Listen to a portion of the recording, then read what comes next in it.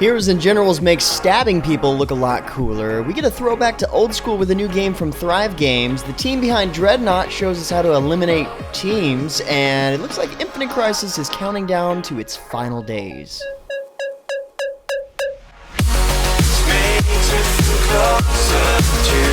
What's going on, guys? James Blonde here with MMOHuts.com with a quick weekly recap for MMO news and announcements for the week ending June 8th, 2015. And starting out the news this week is a kick-ass new Community Warfare gameplay trailer from MechWarrior Online.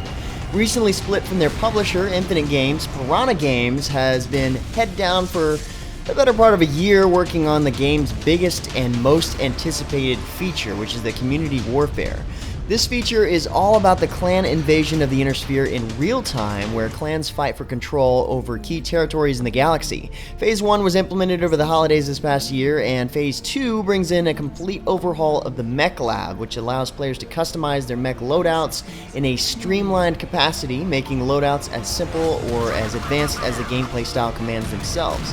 Also with this rollout, MWO has seen 4 huge maps added in, as well as plenty of other features like integrated VoIP, looking for group feature, new queue info screen, the counterattack game mode, and tons of fixes to the overall gameplay. With this update, it seems like the game might be on a nice recovery path.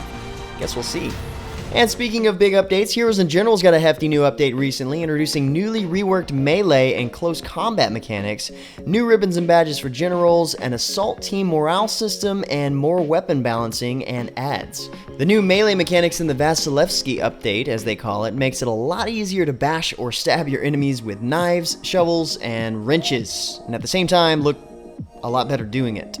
The developers also made some improvements and modifications to the recently added Forward Airfield map based on feedback, which gives teams a new optional X1 control point that can give them a much stronger advantage for capturing the overall village.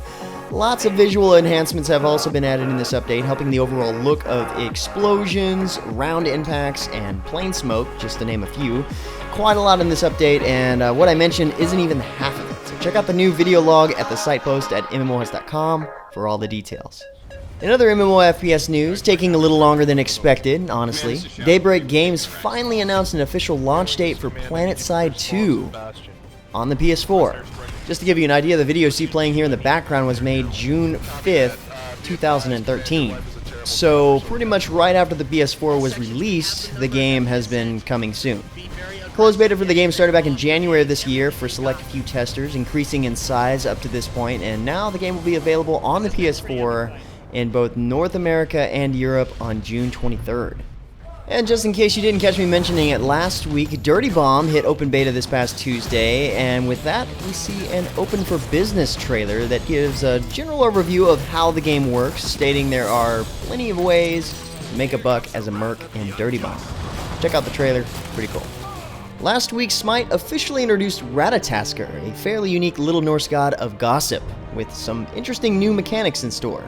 First up, his passive consists of an exclusive item in the form of an acorn that he can upgrade in the item shop, and this acorn gives him power buffs similar to other items in the shop, except that he can upgrade this from the shop anywhere on the map, although it does take up one of his item slots.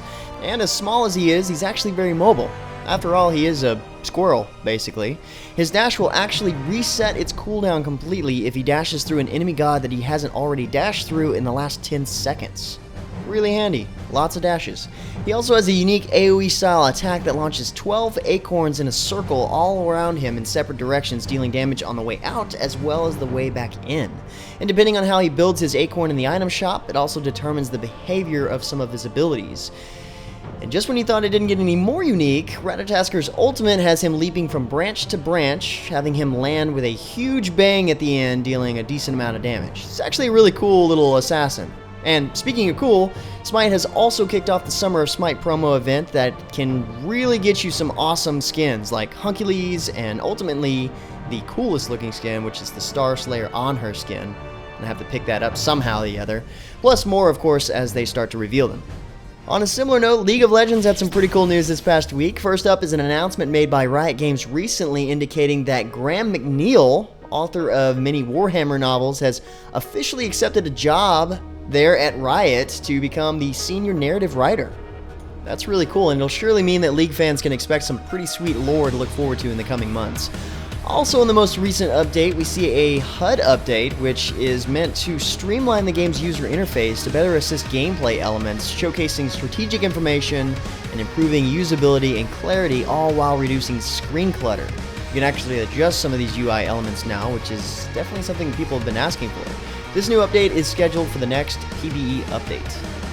And of course, the gaming world isn't always cut out for every MOBA that comes out. Last week, Turbine announced that it will be shutting down Infinite Crisis within a few months. During the time frame it's still up and running, the game will be completely free to play. Players will have access to everything in the shop if you want to try out any heroes before you won't see them again in this game. Honestly, my favorite part about the game was the DC multiverse. The various versions of DC heroes and villains was a really cool theme.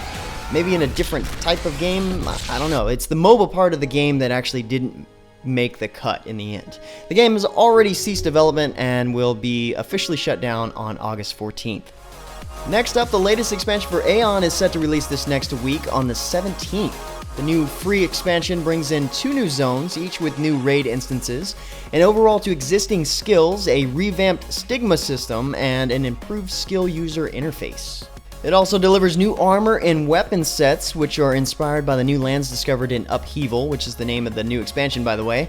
And now players will have the ability to claim bases and areas of land for their legion with the new territory battle system. This one seems to bring in a decent amount of new content, so for more details, check out the site post at the new MMOHuts.com. Also last week, ArenaNet revealed Ventari, a new legend for the Revenant profession, debuting in Guild Wars 2 Heart of Thorns, which is getting closer and closer to launch. The new legend introduces a supportive playstyle that pushes boundaries of healing abilities and introduces skills based around the Ventari's tablet. One of these skills is the Ventari's ability to use a staff as a melee weapon, which is definitely a first for Guild Wars 2, and as a whole, the Ventari legend is much more about damage prevention than direct offensive attacks, fitting right inside the legend's theme.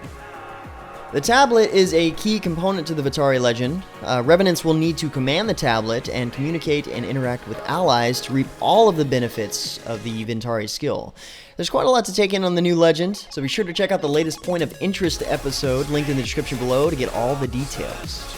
Also preparing for its summer open beta and perhaps launch, Skyforge put out a new class reveal / gameplay trailer for the Kinetic, one of the interesting classes I actually briefly tried out during my Skyforge gameplay video. According to the designers, the Kinetic is better off as a ranged fighter, using their main weapon, the powerful Kinetic gloves that serve as a conduit and amplify the Kinetic's energy levels and gravitational control capabilities. Hopefully that sounds interesting enough. Once a Kinetic has stored enough energy reserves and reached the peak of their skills, they can chain their abilities together that can easily render multiple enemies into piles of dust. The Kinetic's basic attacks are not so powerful by themselves, but they still cause their enemies to become more vulnerable to the class's subsequent abilities. As you can tell from the trailer here, the class seems pretty interesting to play. That's what I got from it. Interesting enough to grind for, I suppose. Oh, come on, it's the Skyforge joke. You're supposed to laugh at that one. Next up, an intriguing new game showed up this past week called Dragon of Legends from Thrive Games, and as you can tell from the trailer here, it's a 2D orthogonal MMORPG with lots of pixely goodness. This game aims to reinvigorate the old school feel of, well, some of the old school games with some updated game mechanics. It's free to play, of course, and according to the game's official website, the developers have created a proprietary game engine in order to make the game completely cross-platform, which is really nice. The developers also indicated that from day one, they've decided to make something unique and meaningful, so the game has a really good narrative, and players are able to shape the game world around them in various ways. So it sounds like they're on the right track with this. Caught my attention pretty easily, so I'm going to definitely be keeping my eye on this one. And finally, for last bit of news, the team working on the free-to-play space battle game of awesomeness known as Dreadnought released a new video showcasing their new team elimination game mode. So this new one-and-done game mode pushes a bit more stress on the players, forcing them to think more tactically in this situation, of course, and really understand each type of ship available, as well as their role on the battlefield. The new video here is the game director and game designer showing us how to approach this game mode with different ships and different strategies. Now, I got to play this game back at PAX South in January, and I've got to say, it's very impressive in its current state, which is something that they call pre-alpha. this is definitely another one that I'm looking forward to. But anyway, guys, that's about all the major MMO news and announcements for this week. Next week is E3, and I'll be there, so definitely expect to see some coverage on new and anticipated games, plus tons of news to follow that.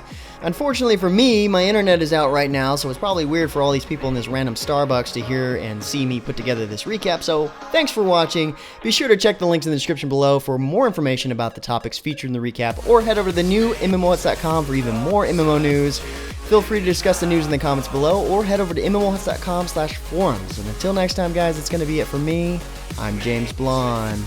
See you out there, gamers.